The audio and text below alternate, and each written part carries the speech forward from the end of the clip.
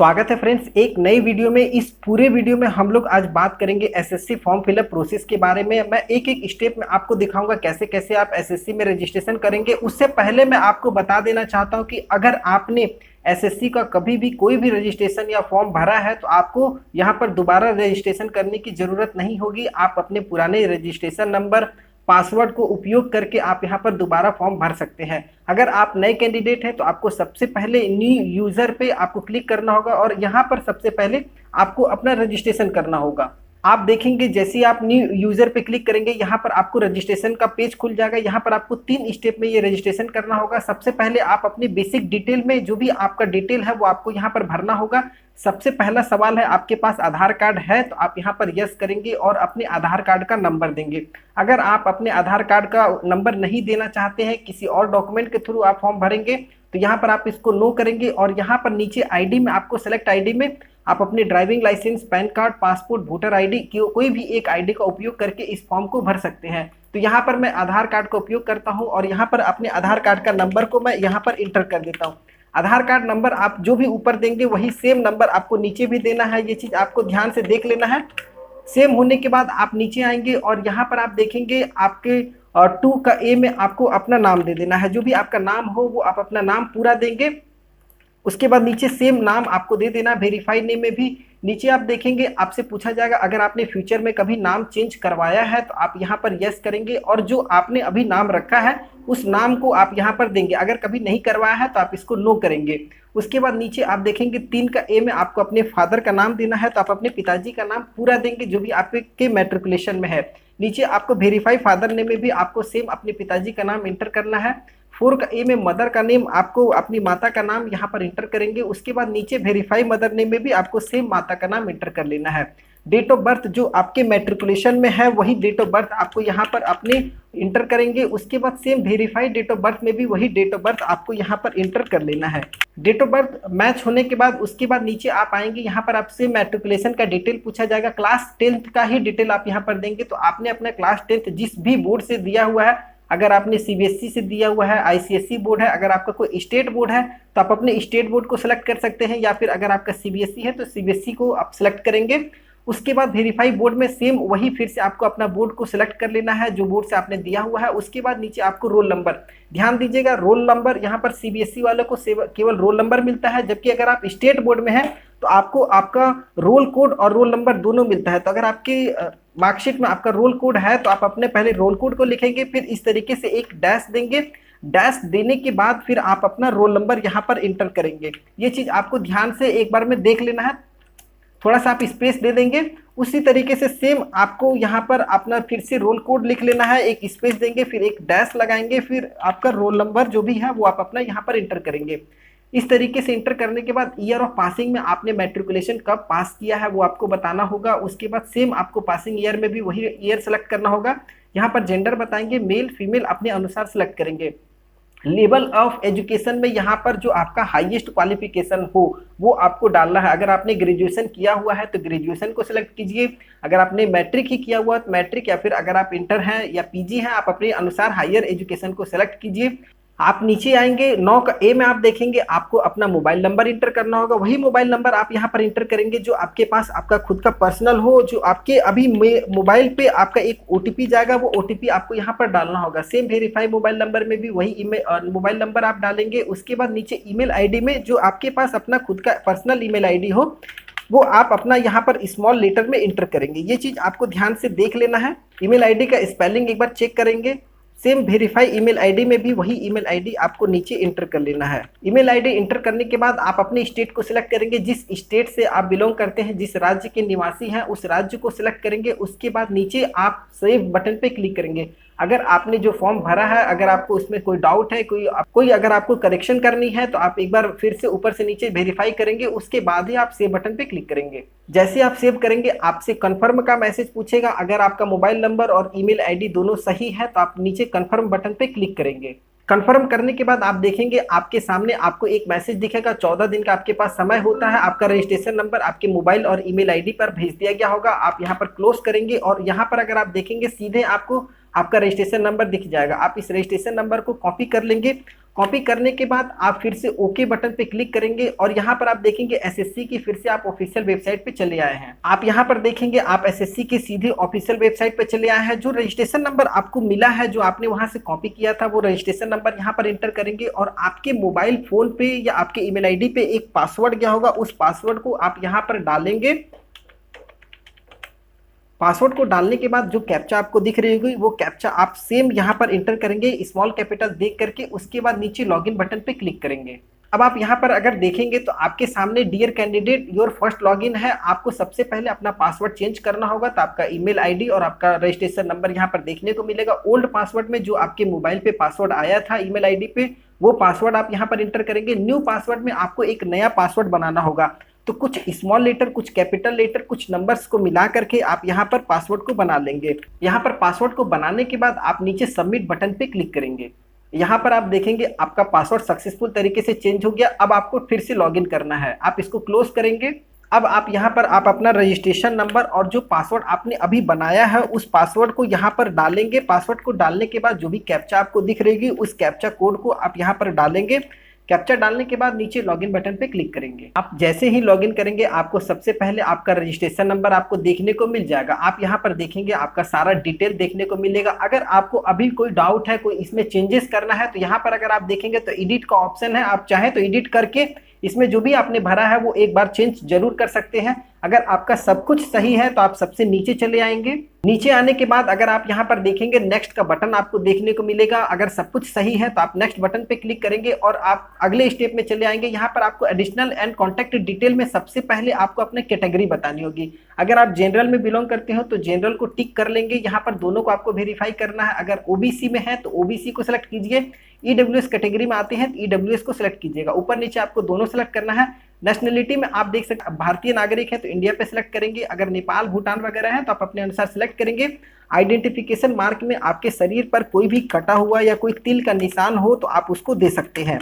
यहाँ पर आपको अपना आइडेंटिफिकेशन मार्क भरना है। भरने के बाद अगर आप विकलांग कैंडिडेट हैं तो आप यहाँ पर यस करेंगे और आपको टाइप ऑफ डिसेबिलिटी में बतानी होगी किस प्रकार की विकलांगता है। हर एक विकलांगता का कोड जो है वो यहाँ पर आपको बताया गया है।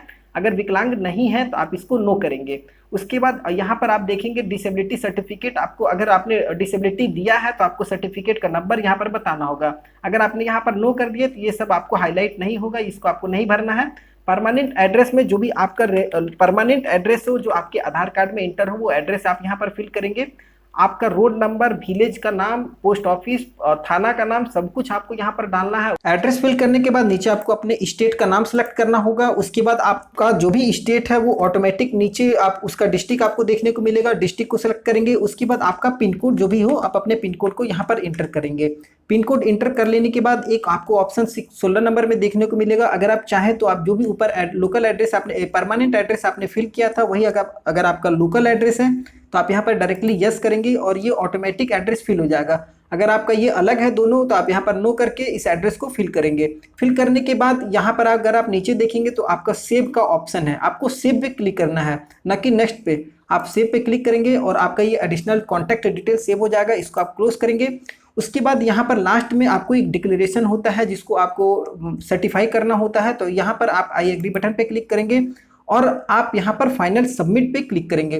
फाइनल सबमिट करने के बाद आप यहाँ पर चेंजेस नहीं कर पाएंगे, तो आपको थोड़ा सा ध्यान से अगर आप चाहें तो देखना देख सकते हैं, या फिर आप चाहें तो टेक ड्राफ्ट का प्रिंट भी निकाल सकते हैं। जो भी आपने फिलअप किया हुआ उसका प्रिंट आउट निकाल सकते हैं। तो यहाँ पर मैं फाइनल सबमिट पे क्लिक करता हूँ। फाइनल सबमिट में आपके मोबाइल पे और ईमेल आईडी पे एक ओटीपी जाएगा। उस ओटीपी को यहाँ पर आपको फिल करना होता है। ओटीपी को फिल करेंगे, नीचे आपको कैप्चा का ऑप्शन है, कैप्चा को यहाँ पर फिल करना है। कैप्चा फिल कर लेने के बाद नीचे आप सबमिट बटन पे क्लिक करेंगे। तो देखिए फ्रेंड्स, आपने अपना रजिस्ट्रेशन तो कंप्लीट कर लिया। अब रजिस्ट्रेशन कंप्लीट करने के बाद आप अपना यूजर आईडी और पासवर्ड यहाँ पर डाल दीजिएगा। जो भी आपका रजिस्ट्रेशन नंबर आपको मिला हुआ है वो रजिस्ट्रेशन नंबर यहाँ पर एंटर कीजिए। देखिए यहाँ पर जैसे आप लॉगिन करेंगे तो यहाँ पर सबसे ऊपर में आपको नोटिफिकेशन में देखिए लेटेस्ट नोटिफिकेशन में आपको देखने को मिल जाएगा। आपको एसएससी जीडी का जो भर्ती है वो यहाँ पर देखने को मिलेगा, सीएपीएफ, आसाम राइफल वगैरह। अब यहाँ पर आपको अप्लाई करना है अगर इसके लिए, तो यहाँ पर देखिए अप्लाई बटन है, इस पर आपको क्लिक करना होगा। अप्लाई बटन पे क्लिक कीजिए। क्लिक करने के बाद आप देखेंगे जो भी आपने रजिस्ट्रेशन करते समय अपना डिटेल दिया था वो सारा ए टू जेड आपका डेट ऑफ बर्थ वगैरह सारा कुछ देखने को मिलेगा। डेट ऑफ बर्थ आपको 2/1/2000 से लेकर के 1/1/2005 के बीच में अगर आपका डेट ऑफ बर्थ है तो आप इस फॉर्म को अप्लाई कीजिएगा। लड़कों के लिए 170 सेंटीमीटर की हाइट चाहिए, लड़कियों के लिए 157 सेंटीमीटर की हाइट चाहिए। ये सब चीजें देख लीजिएगा। उसके बाद ऊपर से नीचे आप चेक कर लीजिएगा आपका सारा अगर सही है तब आप आगे बढ़ते जाइएगा। यहाँ पर पूछेगा एक्स सर्विसमैन वगैरह है, अगर है तो यस कीजिए, नहीं है तो नो कर दीजिएगा। उसके बाद नीचे आप आइएगा, एक्स सर्विसमैन वाले यस कीजिएगा तो यहाँ पर उनको बताना पड़ेगा किस किस डिपार्टमेंट से हैं, क्या क्या ज्वाइनिंग थी, नो कीजिए इसको। उसके बाद यहाँ पर देखिए आपसे और कोई ऑप्शन नहीं हाईलाइट होगा। एज में छूट चाहिए, अगर आपको आप एज रिलैक्सेशन चाहते हैं तो यहाँ पर यस कीजिएगा। तो यहाँ पर देखिए मैं ओबीसी से जैसे भर रहा हूँ तो ओबीसी का ऑप्शन मिलेगा, या फिर अगर फ्रीडम फाइटर वगैरह या 1984 दंगों में मरे हुए गुजरात वाले में उनके बच्चे हैं तो यहाँ पर आपको छूट मिल जाएगी। तो ये सब चीजें देख लीजिएगा, अगर एज में छूट चाहिए तब, नहीं चाहिए तो आप इसको सीधा नो कीजिए। अगर एनसीसी का आपके पास सर्टिफिकेट है तो आप यहाँ पर यस कीजिए और आपको बताना होगा किस टाइप का सर्टिफिकेट है, वही सेम आपको नीचे भी बताना होगा। अगर नहीं है तो इसको नो कर दीजिए। यहाँ पर सेंटर ऑफ एग्जामिनेशन कोई भी 3 सेंटर जो आपका नियरेस्ट में होगा वही सेलेक्ट कीजिएगा। ये चीजें यहाँ पर थोड़ा सा ध्यान दे दीजिएगा। यहाँ पर कोई भी आप 3 सेंटर चूज कर लीजिए जो भी आपका नियरेस्ट में होगा। तो जैसे मैं यहाँ पर अपना 3 सेंटर चूज कर लेता हूँ। 3 सेंटर जो भी आपका नियरेस्ट हो, जो सामने हो, वो 3 सेंटर कोई भी यहाँ पर चूज कीजिए। एक सेंटर आप जैसे चूज कीजिएगा आपको आपका नियरेस्ट वाला और भी दिखाने लग जाएगा, तो आप अपने हिसाब से अपना जो भी नियरेस्ट सेंटर हो वो चीज आप यहाँ पर अपना पसंद कर लीजिए। सेंटर पसंद करने के बाद आपको ये चीज ध्यान देना है, नीचे 18 नंबर में आप जिस स्टेट से बिलोंग करते हैं, जहां का आपका रेसिडेंशियल सर्टिफिकेट बना हुआ है, उस स्टेट को ही सिलेक्ट कीजिएगा। ये चीज थोड़ा सा ध्यान से। डोमिसाइल आप यहाँ पर जिले का नाम पूछा जाएगा, किस जिले का आपका आवासीय प्रमाण पत्र बना है वो जिला आपको यहाँ पर सिलेक्ट कर लेना है।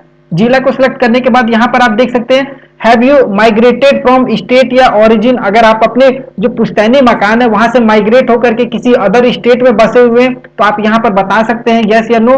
अगर आप यहाँ पर यस करते हैं तो यहाँ पर आपसे, तो यहाँ पर देखिए आपको बेनिफिट वगैरह जो जनरल या ईडब्ल्यूएस वाला है वो वाला सिस्टम यहाँ पर लागू हो जाता है। तो यहाँ पर सीधा सीधी नो कर दीजिएगा। नो करने के बाद आप नीचे चले आइएगा। नीचे आने के बाद ये सब चीजें देखिए आपके लिए हाईलाइट नहीं होंगी, ये सब चीजें आपको देख लेना है। अगर आप एक्स सर्विसमैन होते तो यहाँ पर आपको बताया जाता है अफेक्टेड वगैरह। अब यहाँ पर सबसे इंपॉर्टेंट है सीएपीएफ ऑर्गेनाइजेशन, यहाँ पर किस प्रेफरेंस को आगे रखिएगा वो चीज बहुत इंपॉर्टेंट है। तो पोस्ट डिटेल में अगर आप यहाँ पर क्लिक कीजिएगा ना तो आपको देखिए हर पोस्ट का यहाँ पर आपको कोड दिया गया है ABCDEFGH। अब ध्यान दीजिएगा कि जो आपको बेस्ट लगे, जिसमें आपका परफॉर्मेंस बेटर हो, जिसके लिए आपकी तैयारी एकदम सुटेबल है कि मेरा सीबीटी में इतना अच्छा नंबर आ जाएगा, मेरा पीएचडी में इतना मैं निकाल लूंगा, पीईटी में इतना निकाल लूंगा, तो मेरा इतना तक कट ऑफ बन जाएगा। और आप इस बार का कट ऑफ देख करके इस पोस्ट को सिलेक्ट कीजिएगा, उससे आपका चांस भी ज्यादा बनेगा उसमें जाने के लिए। तो यहाँ पर आप अपने अनुसार सिलेक्ट कर लीजिए। तो यहां पर ध्यान दीजिएगा, जैसे मैं पहले आईटीबीपी को रख रहा हूं तो आईटीबीपी का कोड ई है। एक चीज ध्यान दीजिएगा, आप चाहें तो पूरा भी डाल सकते हैं, आप चाहें 2-3 भी कर सकते हैं। यहां पर पूरा डाल दीजिए, वो ज्यादा बेटर रहेगा। उसके बाद मैं यहां पर एसएसबी को डाल रहा हूं, एसएसबी का कोड डी है, उसको डाल दिया। उसके बाद मैं बीएसएफ को डालूंगा, बीएसएफ का ए है। आप अपने अनुसार जो भी होगा आप रिपीट मत कीजिएगा। एक बार जो कोड आपने डाल दिया है वो कोड दोबारा यहां पर रिपीट मत कीजिएगा। तो ये सब चीजें आपको देख लेना है। आपने जो कोड ऊपर डाला है वही सेम कोड आपको नीचे इसी अनुसार के भर देना है। जैसा आपने ऊपर डाला है उसी के ठीक नीचे वैसा डालते जाइएगा। ये डाल देने के बाद आप नीचे आएंगे हाईएस्ट एजुकेशन क्वालिफिकेशन में। अगर आपने कोई मैट्रिक से अलावा कोई बड़ा एजुकेशन किया हुआ तो भी आप यहाँ पर उसको सिलेक्ट कर सकते हैं। अगर नहीं है तो आप यहाँ पर डायरेक्ट मैट्रिक को भी सिलेक्ट कर लीजिए, क्लास 10th को। यहाँ पर क्वालिफाइंग में आप देखेंगे 10th स्टैंडर्ड है। जिस ये जो फॉर्म भर रहे हैं बेसिकली 10th स्टैंडर्ड के लिए, तो यहाँ पर आपको 25 नंबर में 10th ही आपको सिलेक्ट करना होगा। तो 10th आप सिलेक्ट कर लीजिए। उसके बाद स्टेटस में अगर आप पास आउट हो चुके हैं तो पास पे सेलेक्ट कीजिए। अपीयरिंग वाले ध्यान दीजिएगा कि आपको 1 जनवरी 2023 तक आपको आपके पास आपका सर्टिफिकेट होना चाहिए। अगर नहीं होगा तो आप यहाँ पर अपीयरिंग करने से भी कोई फायदा नहीं है। यहाँ पर पास है तो पास को सिलेक्ट कर लीजिए। उसके बाद रोल नंबर आपका जो आपने फॉर्म भरते समय दिया था वो सब आपको देखने को मिलेगा। परसेंटेज जो था वो आपको यहाँ पर डाल देना है। परसेंटेज डालने के बाद जो सीजीपीए है वो सीजीपीए डालेंगे। ये सब चीजें देख लीजिएगा। उसके बाद पर्सनल इंफॉर्मेशन अगर आप शेयर करना चाहते हैं तो यहाँ पर यस कर दीजिए। इसमें यस नो में कोई फर्क नहीं पड़ता। आपका एड्रेस आपको देखने को मिल जाएगा, ईमेल आईडी मोबाइल नंबर मिला लीजिएगा।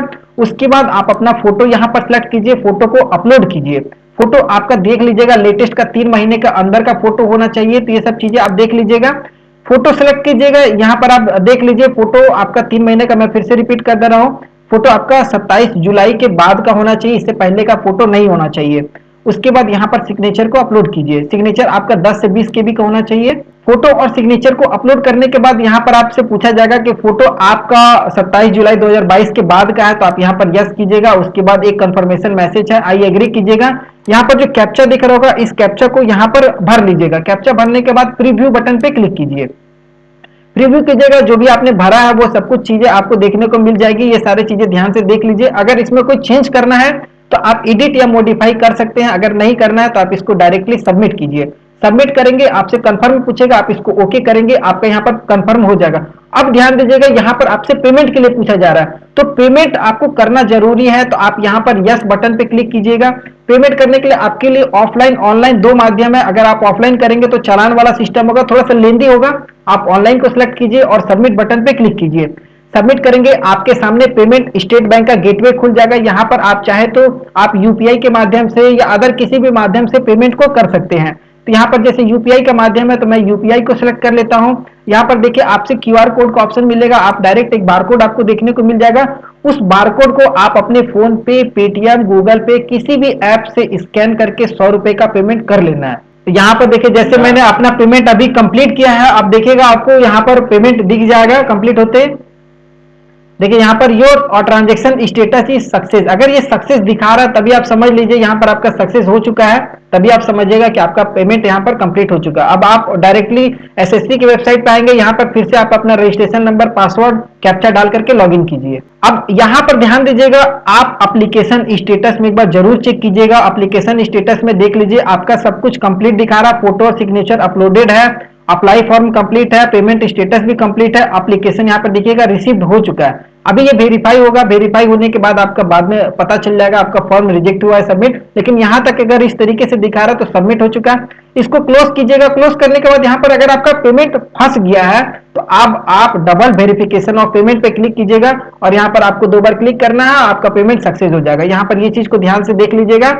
इसको क्लोज कीजिए और आप यहाँ पर चाहिए तो आप अपना प्रिंट आउट निकाल करके आप अपने पास में रख सकते हैं। तो ये फाइनली एसएससी जीडी का मैंने आपको पूरा form A to Z step by step मैंने दिखा दिया है। फॉर्म को कैसे भरना है, कैसे आपका सबमिट होगा, पेमेंट वेरिफिकेशन कैसे होगा, ये सब चीजें देख लीजिएगा। एप्लीकेशन रिसीव्ड यहाँ पर दिख गया तो मतलब फॉर्म सबमिट हो चुका। वीडियो पसंद आया हो तो चैनल को सब्सक्राइब कीजिएगा। अगले वीडियो में फिर से आपके साथ मिलता हूं, तब तक के लिए जय हिंद।